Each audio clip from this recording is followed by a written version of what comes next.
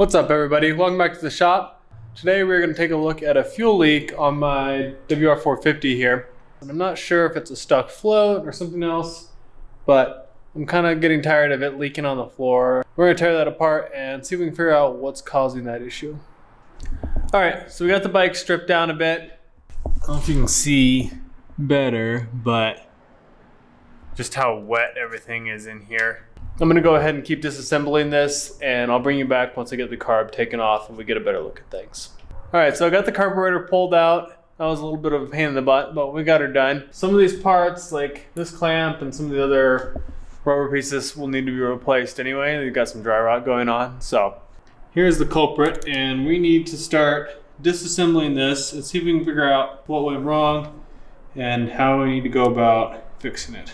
One note, when you take these things apart, go ahead and take a note of what the positions of different things are at, some of these screws and whatnot. Hopefully that'll make things easier going back together. So we just got some parts in the mail today. We got some hose clamps, a carb kit, a clamp for the intake. Hopefully this thing fits. A seal for the throttle slide, which now that I look at this kit, I think comes in the kit as well.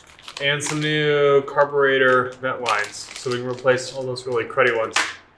Let's finish getting it all ripped apart and cleaned up, and we'll go from there.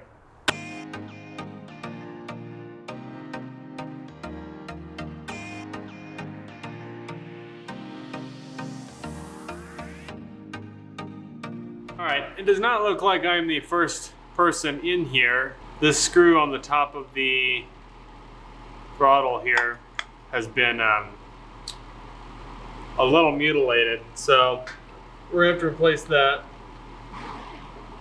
Oh yeah, that's gonna be a pain in the butt. Oh, thank God. It came loose. That sucker is just designed to strip.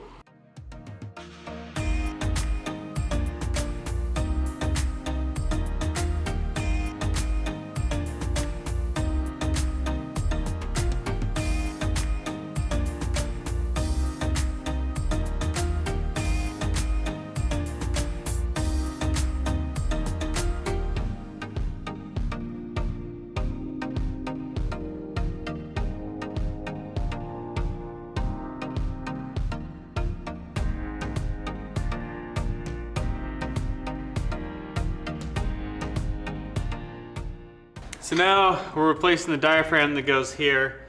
The old one, as you can see, is super crispified, and it also like started to suck the rubber up into the port.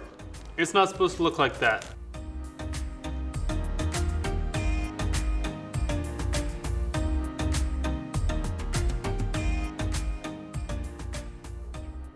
Don't over torque anything. The gaskets should be generous enough to get everything to seal. Now, we'll probably tackle this assembly. Okay. Those are a little crusty, but this is a really expensive part, so it's gonna be fine. That's definitely not what that's supposed to look like. We got an extra gasket with the rebuild kit, but I'm gonna go ahead and just use the OEM one, I think, since I accidentally ordered it. I think this needs to tuck in all the way around so this gasket will stick out. Just be really careful, go really slow. Now that should seal down in there.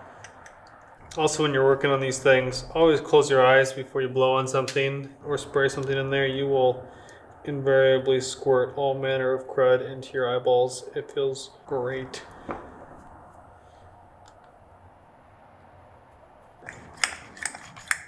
Slide actuates smoothly.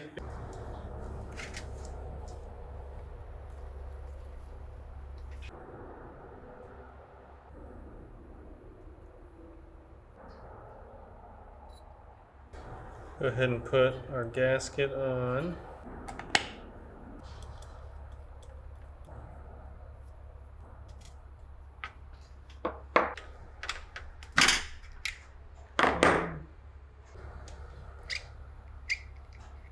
Grab the new O-ring. Put that back in. Let's go ahead and just clean this off a little bit.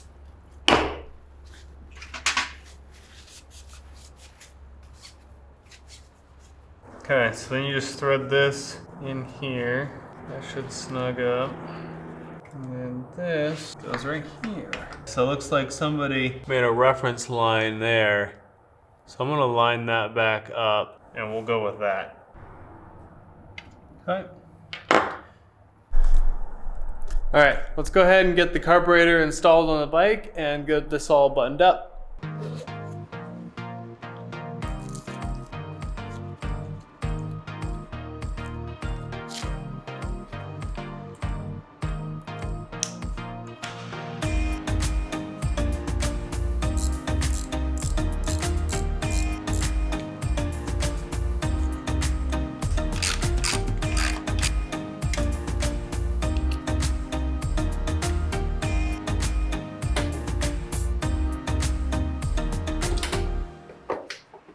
So let's just set on here, and we got fuel in the system now.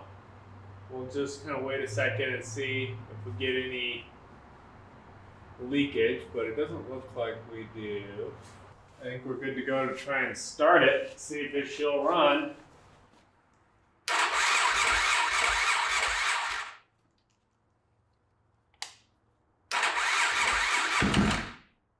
Yeah, there's something.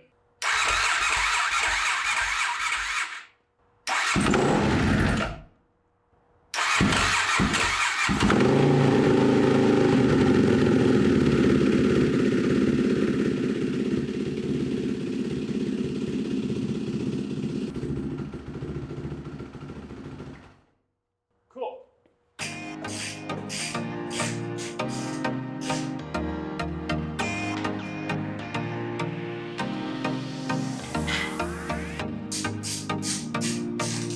Alrighty, she's all back together. I'm gonna pop it off the stand here and start it up and run around the neighborhood a little bit. We'll get it all warmed up and then set the pilot circuit, get the idle set, and she should be good to go.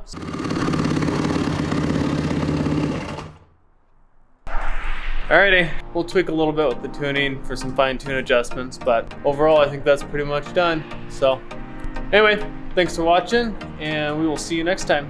Bye.